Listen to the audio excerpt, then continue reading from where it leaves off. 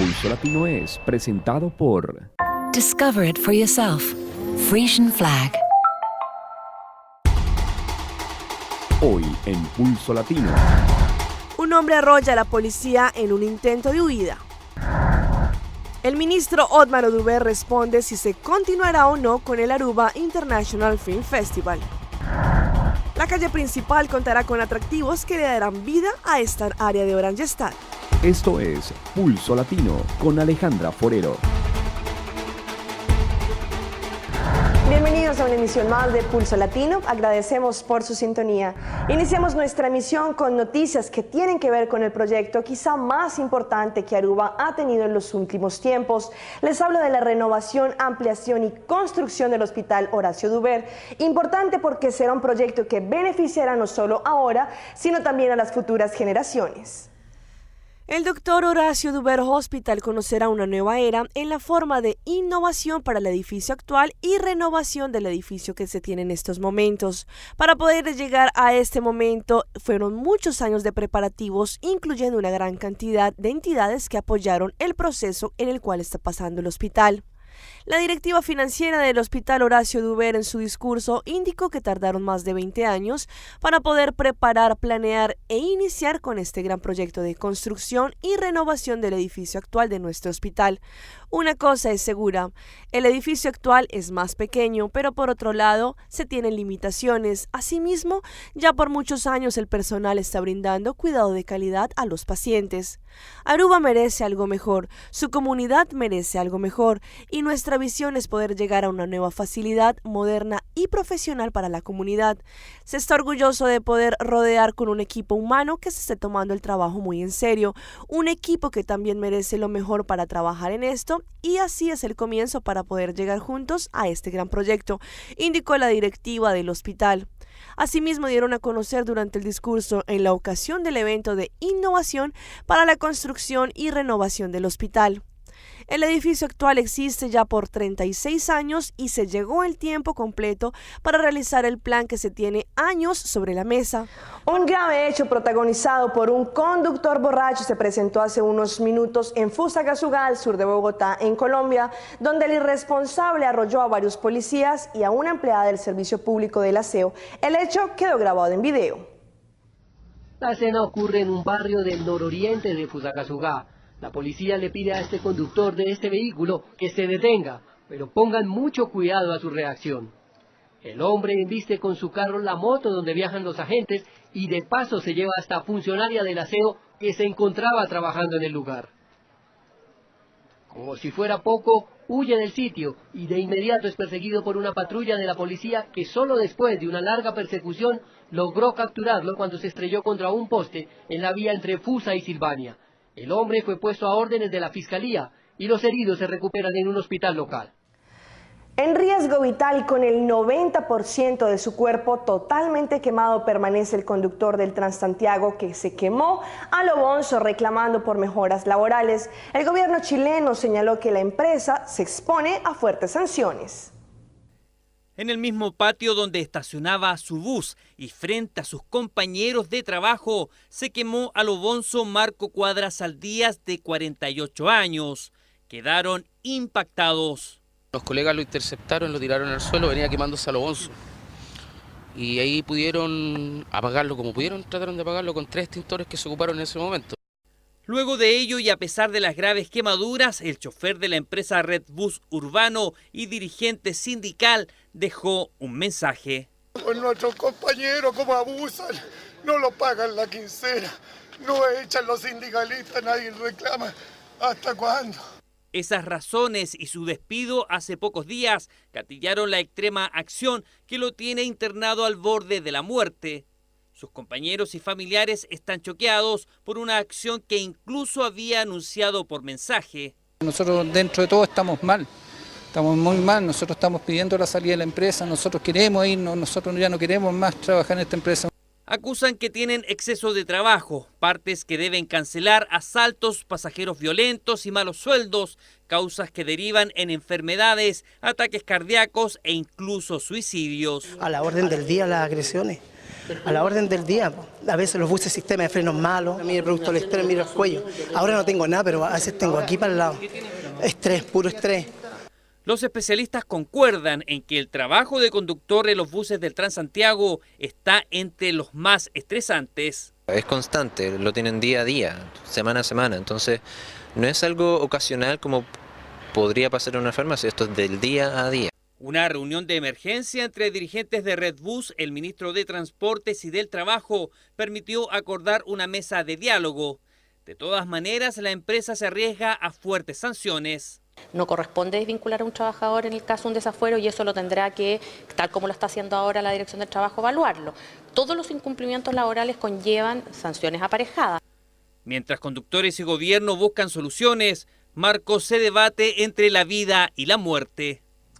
Y como lo anunciamos en nuestra emisión de ayer, aún no se tienen noticias sobre si se seguirá con el Aruba International Film Festival o no, pues el ministro de Turismo, Otmar Oduber, indicó que el compromiso con los organizadores de este evento, es decir, con el señor Jonathan Vieira, nunca fue cumplido y por este motivo ni el gobierno ni la Oficina de Turismo de Aruba pueden renovar el contrato que existe. De esta forma, ciencia cierta, no se sabe qué ocurrirá en definitiva con el Aruba International Film Festival.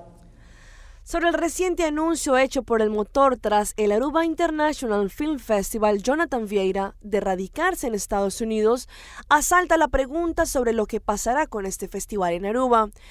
En nuestra emisión de ayer no se sabía con claridad cuál sería su rumbo, pero el propio ministro de Turismo, Otmar Oduber, a través de su página en Facebook, indicó que el compromiso de los organizadores del Aruba International Film Festival nunca fue cumplido, por lo que ni el gobierno ni la Oficina de Turismo de Aruba renovarán el contrato para la continuidad de este festival. El mandatario Oduber indicó que para él el International Film Festival fue y es algo positivo para nuestro turismo, pero después de la falta de cumplimientos y garantías, no se puede sostener la continuación o renovación del contrato con el Film Festival. Con estas declaraciones se podría concluir que el fin del festival, que reunió artistas de la talla de Marc Anthony y Juanes, llegó. Y escuchen esta historia, quedó en libertad un hombre que había sido condenado a 42 años de prisión por un crimen que no cometió en Colombia. Un periodista era la única persona que lo aguardaba en la puerta del penal. Él es Martín Mendoza. ¿Cuántos años alcanzó a pagar este hombre? Se llama Lorenzo Yáñez Julio y por última vez transita los predios de la cárcel de Valledupar, donde permaneció los últimos 4 años de su vida. Firmó con paciencia los documentos que lo acercaban cada vez más a la libertad. Y con un chinchorro en la mano, sin documentos y una muda de ropa limpia, Lorenzo abandonó la cárcel. En la calle, la única persona que lo esperaba era un periodista que quería contar su historia. Bienvenido a la libertad. Gracias, hermano. Yáñez pagaba una condena de 42 años que le había sido impuesta por el crimen de un comerciante en Monpós, Bolívar. Pero la Corte Suprema de Justicia lo absolvió por falta de pruebas y por contradicciones en la investigación. Los jueces y los abogados que estuvieron en ese caso, los magistrados de Cartagena y los jueces de Monpós, que sabían que yo no era culpable, igual me condenaron sin tener pruebas alguna. Desea olvidar sus años en el penal y dejarlos atrás como una pesadilla que nunca debió ser. Muy feliz y con mucha alegría de ver a mi hijo, que es lo que me llena de fuerza y mucha bendición, y agradeciéndole a Dios por todo este momento tan especial. Ahora espera que el Estado compense su error y los años de su vida que se quedó en pausa cuando lo acusaron de un crimen que nunca cometió. Después de los bloqueos que protagonizaron los maleteros argumentando abusos de fuerza por parte de la Guardia Venezolana, hoy el paso fronterizo continúa restringido. Los manifestantes han solicitado a las autoridades venezolanas la liberación de los comerciantes detenidos durante los disturbios. A esta hora, miembros del Escuadrón Móvil Antidisturbios hacen presencia en el lugar para retomar el control y así poder activar el paso entre Cúcuta y San Antonio. Una vez más, los llamados maleteros que ingresan productos de Venezuela a Colombia bloquearon el puente internacional Simón Bolívar en señal de protesta a los controles que ejerce la Guardia Nacional Bolivariana. Según fuentes oficiales de la policía fiscal y aduanera, alrededor de 30 motociclistas cansados de las agresiones de los efectivos de la Guardia, quienes se tomaron un amplio tramo del río Táchira para evitar el paso de los maleteros, bloquearon el paso con sus motos, impidiendo el tránsito a vehículos y peatones. Residentes de la zona de Villa del Rosario aseguraron escuchar detonaciones de arma de fuego del lado venezolano y se conoció que efectivos de la Guardia Nacional habrían arrestado a un grupo de contrabandistas, razón por la cual se desataron disparos de parte y parte, dejando un hombre herido hasta el momento. Autoridades del departamento del Cesar se declararon alarmadas ante las denominadas chiquitecas que proliferan en el municipio de Valledupar, en Colombia, donde menores de edad se estarían concentrando para ingerir licor y consumir estupefacientes. Según la policía, los jóvenes se estarían citando a través de redes sociales para poder tener sexo, consumir drogas y alcohol. En un video dado a conocer por las autoridades de ese país, se observa a cientos de jóvenes en una fiesta conocida en Valledupar como Tardeada. En este video se observa a cientos de jóvenes en una de las fiestas conocidas como tardeadas en Valledupar. Las tardeadas son unas invitaciones que se están haciendo por redes sociales y los ofrecimientos que se hacen a través de estas invitaciones es al licor, a la droga y al sexo.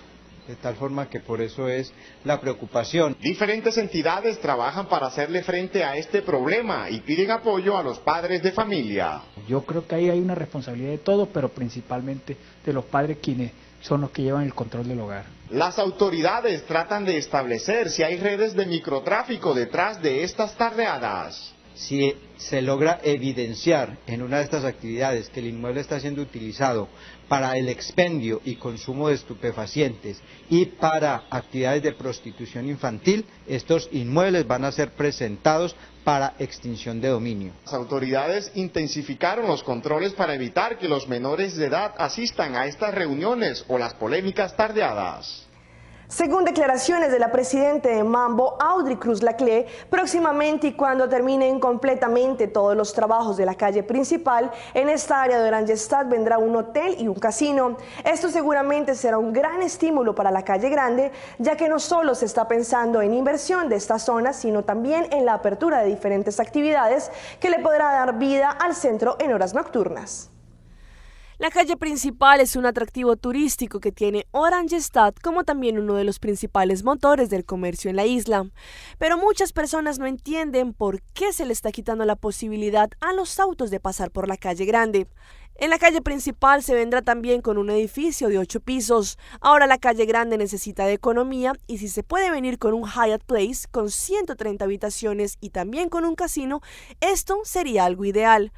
Ya se recibió una presentación del Hyatt Place con una innovación que se llevará a cabo en diciembre. Se espera de poder atraer más compradores que se puedan revender o que vengan a Aruba para shopping, es decir, por ejemplo, que quieran una habitación decente a un precio competitivo y el Hyatt Place ofrecerá esto. Ahora se está negociando para hacer del edificio de ex Bombini Bazar un casino. Se tienen planes también para la parte atrás del CMB, donde se tendrá un edificio de 3 pisos. Pues con todo esto, la calle principal recibirá vida. Si todas las personas dan de su parte, seguramente se lograrán los cambios deseados, según lo indicado por la presidenta de Mambo, Audrey Cruz Laclé. Vamos a un corte comercial, pero ya regresamos con más información aquí en Pulso Latino.